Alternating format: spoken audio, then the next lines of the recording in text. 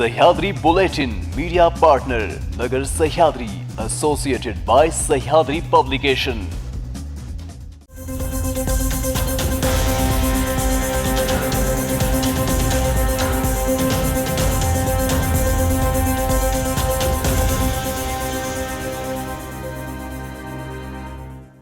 प्रेक्षको नमस्कार, मी दिशा। न्यूज 24 सह्याद्री मध्ये तुमचं स्वागत। पाहूया देश विदेशासोबत राज्यातील महत्त्वपूर्ण बातम्यांचा आढावा सह्याद्री बुलेटिन मध्ये।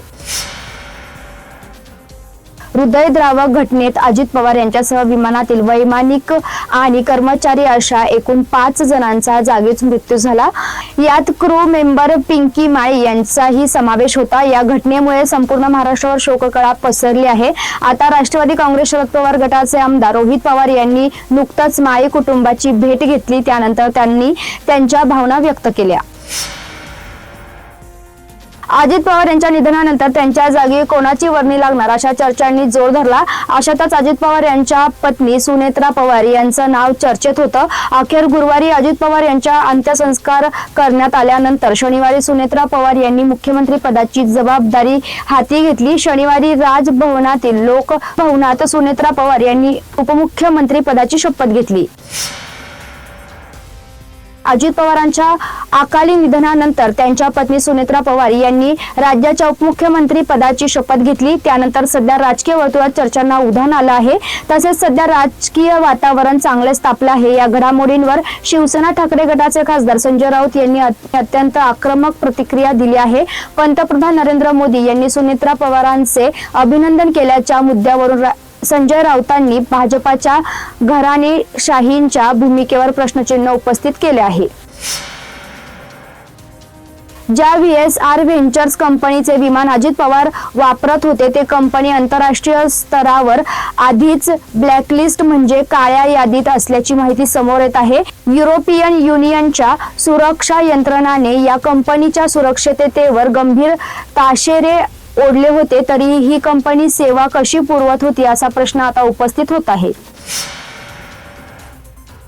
राज्यात गेल्या काही दिवसांपासून तापमानात सातत्याने बदल होताना दिसत आहे। कधी थंडी तर कधी उकाडा अशी स्थिती आहे। उत्तरेकडे सध्या कडाक्याची थंडी आहे, मात्र राज्यातील थंडी गायब झाली। 1 जानेवारी 2026 रोजी राज्यात अवकाळी पाऊस झाला, तेव्हापासून थंडी गायब झाली।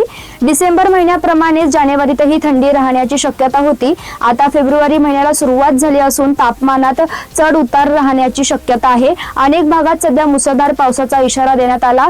पंजाब, जम्मू काश्मीर, हरियाणा, दिल्ली या भागात पाऊस बघायला मिळतोय। मुंबई आणि दिल्लीत वायू प्रदूषण मोठा मुद्दा बनला आहे। मुंबईमध्ये सातत्याने प्रदूषणात वाढ होत आहे। दिवसा हवेत धुळीचे कण दिसत होते। वाढलेल्या वायू प्रदूषणाचा नागरिकांच्या आरोग्यावर गंभीर परिणाम होताना दिसत आहे। सह्याद्री बुलेटिन मध्ये घेऊया छोटीशी विश्रांती।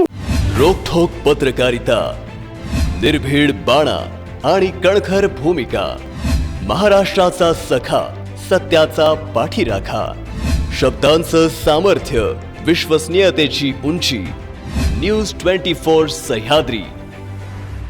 विश्रांतीनंतर तुमचं पुन्हा एकदा स्वागत। पाहूया पुढील बातम्या। अमेरिका आणि इराण मधील संबंध ताणलेले असताना पाकिस्तानने इराणला दणका दिला आहे। रहदारी प्रणाली अंतर्गत पाकिस्तानच्या बलुचिस्तान आणि इराणच्या सीमावर्ती भागात राहणारे लोक कौटुंबिक संबंध, व्यापार आणि दैनंदिन गरजा पूर्ण करण्यासाठी स्थानिक कागदपत्रांचा वापर करून सीमा ओलांडत असत। मात्र आता ही प्रणाली रद्द केल्याने या भागातील लोकांना पासपोर्ट आणि व्हिसाशिवाय सीमा पार करता येणार नाही। पाकिस्तानच्या सुरक्षेला या सीमेबद्दल खूप दिवसांपासून चिंता होती। या सीमेचा वापर दहशतवादी नेटवर्क, तस्करी आणि बेकायदेशीर पैशांच्या वाहतुकीसाठी होत होता। मात्र आता या सर्व प्रकाराला आळा बसला आहे। अमेरिका आणि इराण मधील तणाव वाढलेला असताना आता देशाच्या दक्षिणेकडील बंदर अब्बास शहरात भीषण स्फोट झाला आहे। इराणी सरकारी माध्यमांनुसार हा स्फोट एका बहुमजली इमारतीत झाला। या स्फोटचे कारण अद्याप समोर आलेले नाही। या हल्ल्यात अनेक लोकांचा मृत्यू झाल्याची माहिती समोर आली आहे। इराणच्या अमेरिकन लष्कराच्या हालचाली वाढल्या असताना हा स्फोट झाला आहे। त्यामुळे आता इराणी सरकारची चिंता वाढली आहे। हे ड्रोन हल्ले असण्याची ही शक्यता वर्तवली जात आहे। मात्र इस्रायलने या हल्ल्यात आमचा सहभाग नाही अशी माहिती दिली आहे। अमेरिकेने इराणवर हल्ल्याचं टार्गेट सेट केलं आहे. यासाठी इराणच्या आसपास विमानवाहू युद्धनौका आणि फायटर जेट्स तैनात केले आहेत. इराणची सत्ता इतकी कमकुवत करण्याची की सर्वसामान्यांसाठी लोकशाहीचे दरवाजे उघडतील असा अमेरिकेचा प्रयत्न आहे. सीआयएने नुकत्याच दिलेल्या अहवालानंतर इराणवरील हल्ल्याचं ते टार्गेट सेट करण्यात आलं आहे. इराणचं सरकार सद्यस्थितीत खूप कमकुवत झालंय असं सीआयएने आपल्या रिपोर्टमध्ये म्हटलं आहे.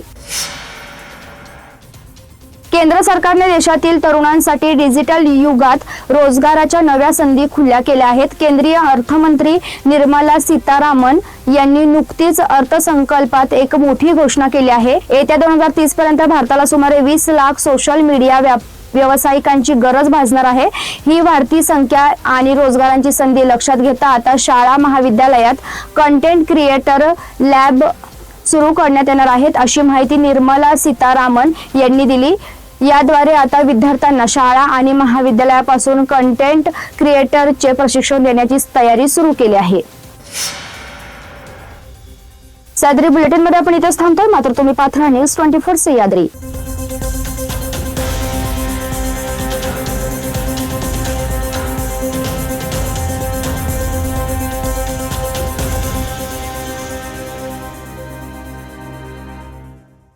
शब्दांचं सामर्थ्य, विश्वसनीयतेची उंची. न्यूज 24 सह्याद्री.